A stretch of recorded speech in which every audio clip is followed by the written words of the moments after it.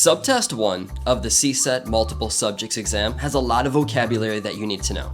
However, in this video, I'm going to be focusing on the top 10 most important vocabulary terms and their definitions that you want to be familiar with for test day. Without further ado, let's jump into the lesson. Alright, if you're following along, just go to the URL box and type in teacherpreps.com. Select the exam. We're talking about the CSET multiple subjects, and if you haven't already, just click the blue button to enroll. Now if you have, just click this login button. I'll enter my credentials, and here we go. We're at the front page, but we are focusing on subtest number 1 today. And so we're going to scroll down to this left navigation bar, and we're going to click on subtest 1 vocabulary matching. Alright, so let's let this load. Now, what I want you to do is take a moment and read through the 5 words with me. And now, it might sound a little bit strange, but the more you interact with these videos, the better you'll learn this. So when I say the word, I want you to repeat after me. Derivational morpheme, idiolect, affix, pragmatics, denotative meaning. All right, now take a moment, pause the video, and look at the 5 definitions down below. And what I want you to do is pause this video and try to match the definitions with their correct terms.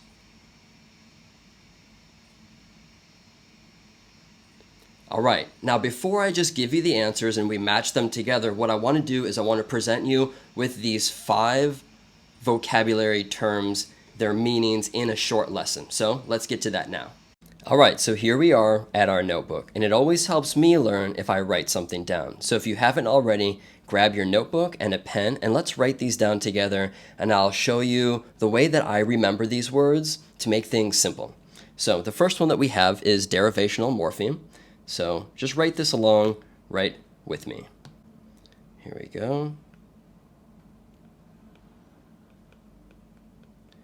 Derivational morpheme. All right, now let's see, we can change the color. And the way that I like to think about this word is with Legos. And you might be asking yourself, how do Legos connect with derivational morphemes? Well, they're actually pretty similar in that with a Lego piece, we take one Lego piece and then we start to build with other Lego pieces. And actually words and sentences and blocks of text like paragraphs are built in a similar way.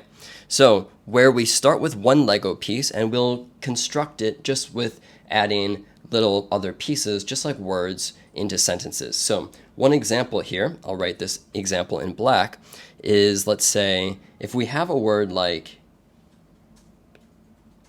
happy, but then we add something to it in order to change the word and its meaning as well. So we have happiness. Okay, so that's an example of a derivational morpheme. Now, what I want to do here is I'll circle in green this part, morph. And remember, to morph means to change. So you can think of derivational morpheme as a way that we change the word. Or if you think about it like Legos, as a way we build onto the word in order to change the structure and again, the meaning.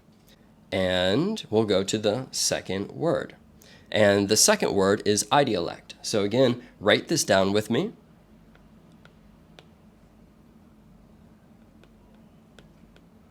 All right. And the way that I think about idiolect is we can think of a playlist, like a personal language playlist. You can think of like your Spotify for music, but only the idiolect is your words. And it's the way that you speak based off where you live, who you hang around with, your experiences, your skills, and what you're into, right? So when I completed my multiple subjects teaching credential, I did it in San Francisco. And I moved to San Francisco because I love to skateboard. And so skateboarding and San Francisco like are hand in hand together, as you probably know. And so my idiolect, the way that I speak, is skater language. So we're always using all of the language. You're from California, so you know what it's like. But this is my idiolect, and you probably have it too. So I also have a friend who grew up doing gymnastics, and that person speaks in like the way gymnasts speak, right? And so wherever you live and hang and what you listen to, what you watch, that affects the way that you speak, and that is your idiolect. So for our example, I'll write it in black. It's like your personal language playlist. Okay, now let's keep going, and we'll move this up. And again, I'll write our next word in blue, and this word is affix. All right, now remember, an affix can be either a prefix or a suffix. So let's write that down. So an affix is either a prefix or a suffix.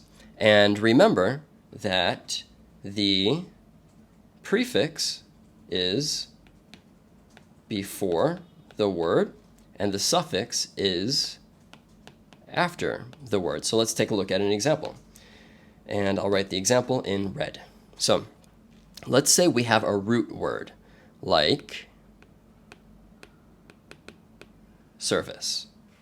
And we can add a suffix at the end of service, such as serviceable. And kind of like what we were talking about with the derivational morphemes is we're changing the word. So it went from service to serviceable, and by understanding affixes, in this case a suffix, we understand that able means can. And so if something is serviceable, it means it can be serviced, right? But we can even add on to this word, and I'll do that in green. And let's say it's unserviceable. And instead of they can or able to be serviced, this is it cannot be serviced. Okay, so that's an example of an affix. And let's go to number 4. Let's scroll up here, and I'll write our word in blue. And our next word is denotative meaning. Okay, so here we go, denotative meaning. Now this one is a little more simple for me to remember. It simply, I'll draw a picture of a book. It simply is the dictionary meaning. So when we use the standard meaning or the dictionary meaning, that's what it's referred to as the denotative meaning. So it's just the plain standard English meaning. All right, and let's go to our 5th word in this lesson. Again, I'll write the word in blue, and the word is, if you're writing along with me, pragmatics. Pragmatics. Okay, so you can ask yourself, what do you remember about this? And remember that pragmatics is the way something is said. It's really the art of reading between the lines. So if, for example, I'll try and draw a little piece of, like, we have a salt shaker, right? And like we're having lunch, and I say, can you pass me the salt? Well, I'm not really asking if you can or have the ability to pass the salt. I'm asking for some salt.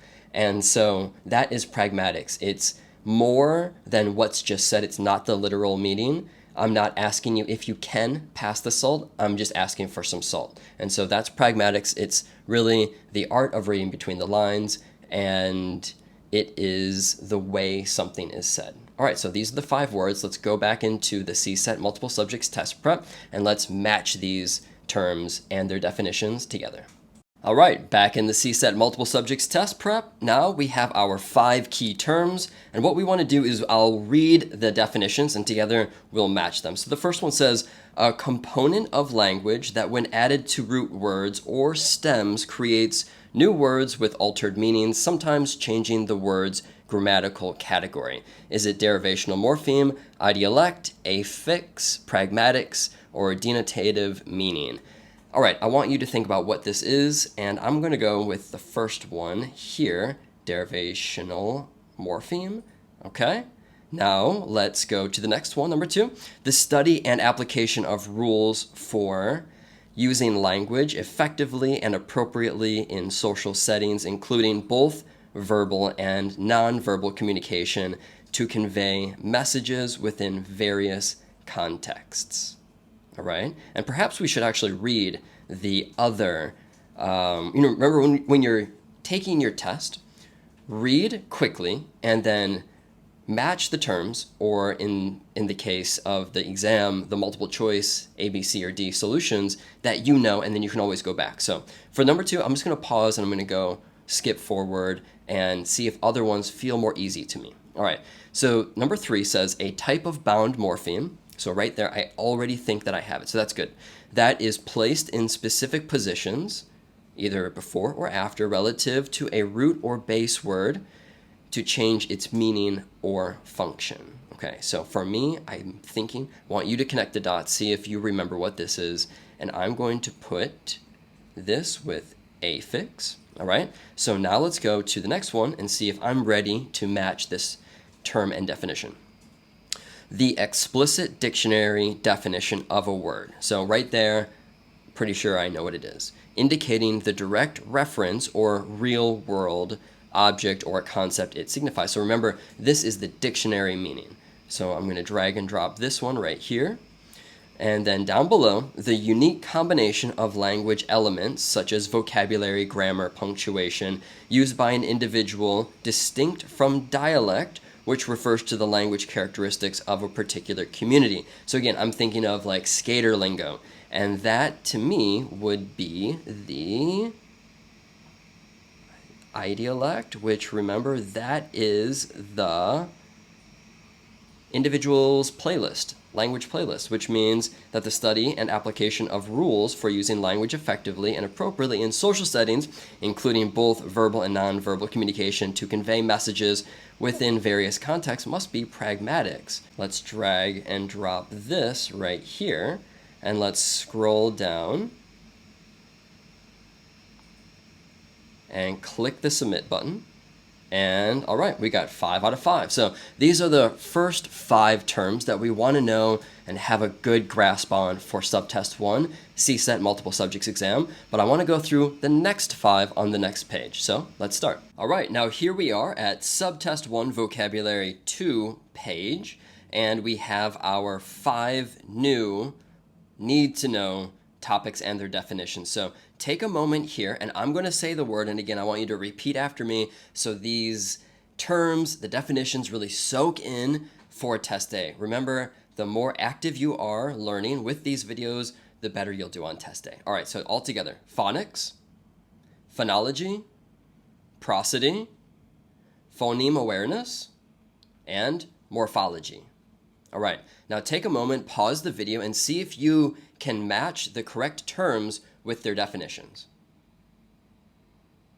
All right, great. Just as we did in the first time, I'm going to get out my digital notebook and grab your pen and pad. Let's write these down and find a way that we can remember these, because what I see is we have phonics, phonology, and phoneme awareness. And these are 3 very similar but distinct terms that we need to know for test day, and I don't want you to get confused. I want you to nail this vocabulary section on your test. So now let's go into the iPad. All right, here we are, and make sure while I'm writing this, you're writing this too. Our first word is morphology.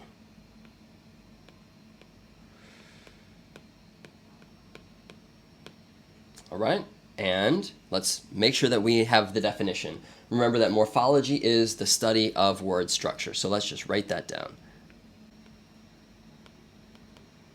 Study of word structure. And although knowing the meaning is really important, what personally always helps me are examples. So we talked about affixes before. Remember, affix can be the root word, or it can be before the root word, which is the prefix, or after the root word, which is called the affix. And so let me give you a new example. Here we have a root word such as break, but then we can add an affix afterwards, such as, let's say, breakable, and similar to the word that we used earlier in this lesson, we have unbreakable. And so again, we have our root right in the center, our prefix un, which means not, and then able is our affix at the end. And this is the study of word structure. Again, I'm going to make a note that morphology, morph means to change, and we change, kind of like talking about the Legos earlier, when we add on to a word. Here we have break, and then breakable, and then unbreakable. Okay, so let's scroll up, and let's move to our next word, which is prosody. All right, here we go. Prosody. All right. Now, remember that there is accuracy, rate, and prosody, and those are the three components that build reading fluency. So prosody is one of the components all about reading fluency. And prosody is the rhythm, stress, and intonation of either your speech or your reading. So prosody, another way to say it, I'll write it here, is the way, and I'll underline this, way you speak or read. Okay, so it's our intonation. So when you ask a question, you end with a rise. So what are you going to do tonight? You know, and like that's the way that we read, and we understand that our reading comprehension improves, or specifically we're talking as a teacher, our students' reading comprehension improves with the increase of ability to read something correctly, especially if it has dialogue. So you can notice a pattern that the students who are able to read with correct prosody will almost always have a higher rate of reading comprehension. All right, so that's prosody. It's the way a person speaks or reads. Now let's go on to our next word, which is phonology.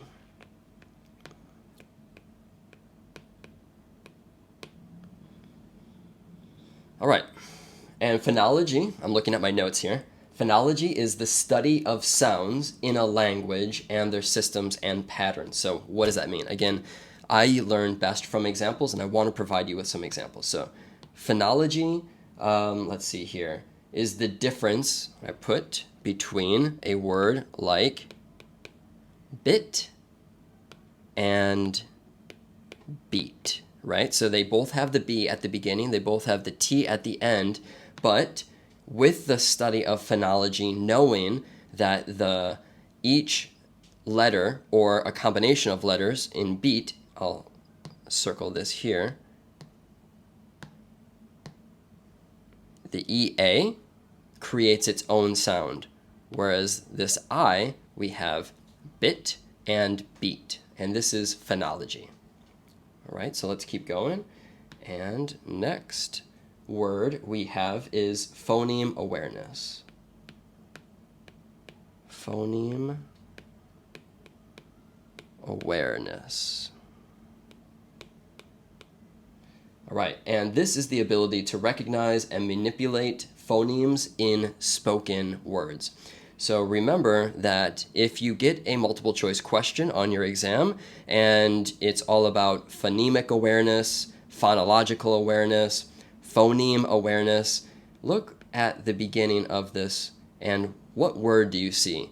It's phone. And remember that phoneme and phonological awareness, phonemic awareness, this is all about the sound. So if you see phone, it means sound, which means on your exam, if you receive a multiple choice solution, A, B, C, or D, about a student's writing, that's not going to be the answer. You can just eliminate that.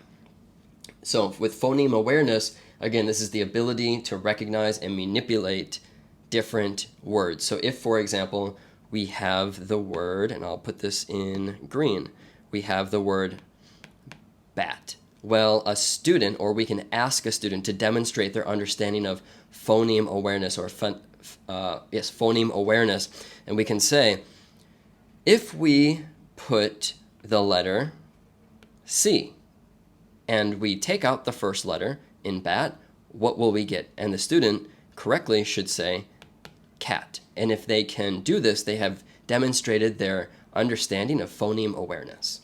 So it is the ability to manipulate words using different letters. All right, and last we have phonics. So let's write this down.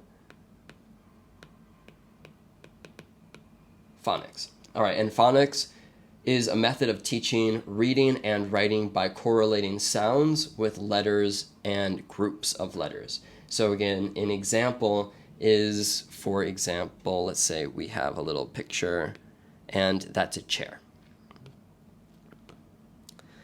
And the student will demonstrate their understanding of phonics because first we will teach them the CH. If we're doing the part to whole method, we'll start with CH and we'll build off of that. We might say, what other words have CH? And we can say chair, right?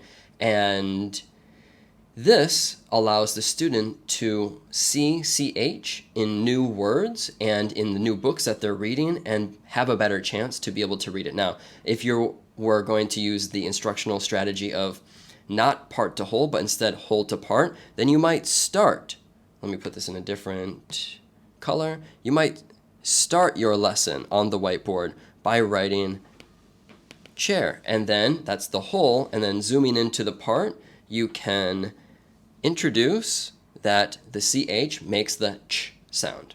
All right, now let's jump back into the CSET test prep and let's match these 5 terms with their correct definitions.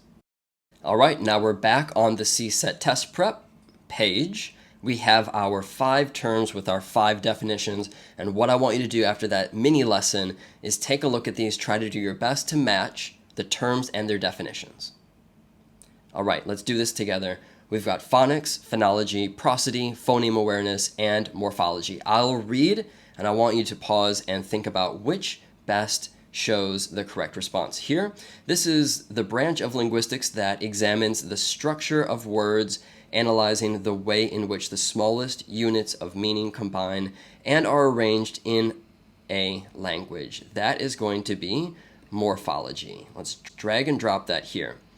All right, the recognition that spoken words and phrases can be broken down into individual sounds, which are then represented by letters within a writing system that uses an alphabet.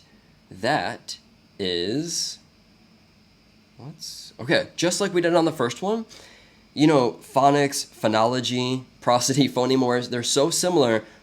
I want to get this correct. So I'm going to take this lesson, this test prep lesson, and skip into the ones that I think I'm going to know better. And you should do the same on test day. So the third one says, a method for teaching reading. So right there, I think I already have it.